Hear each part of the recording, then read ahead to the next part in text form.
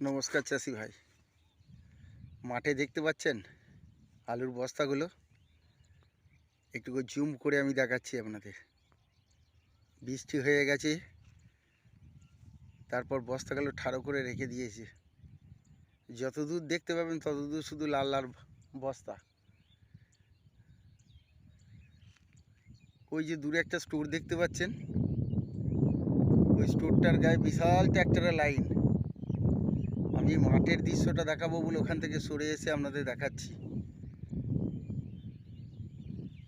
যতদূর আমার ক্যামেরা ধারণ ক্ষমতা আছে ততদূর দেখতে পাচ্ছেন লাল বোরা। এবার এই মাঠটাও দেখাচ্ছি,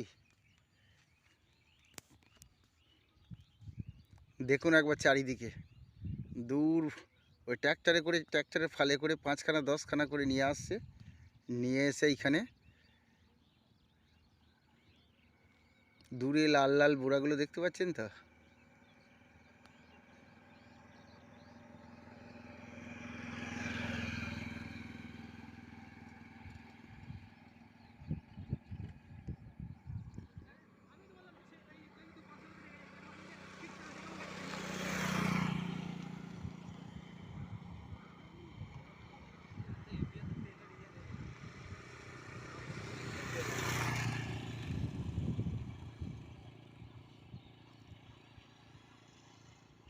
চাষি চাষ করাটাই অপরাধ হয়ে গেছে।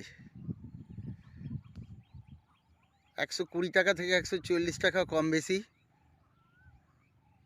দাম আর কি। ওই দেখুন ট্র্যাক্টরের ফালে করে মাঠ থেকে এনে গাদা করছে, ওইখান থেকে আবার তাহলে কত খরচ হয়ে যাচ্ছে।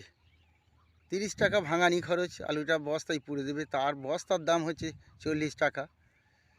ওই মাঠের মাঝখানে ট্র্যাক্টর আটকে গেছে, তাকে টানাটানি করছে দেখুন। তাহলে চাষির অপরাধ হয়ে গেছে চাষ করাটা, কেউ নেই এর পাশে।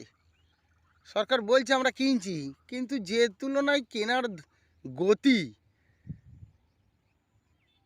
তাতে চাষির মরণ ছাড়া আর কিচ্ছু নেই, পাশে কেউ নেই। যদি আমার ভিডিওটা ভালো লাগে পাশে থাকবেন, ধন্যবাদ।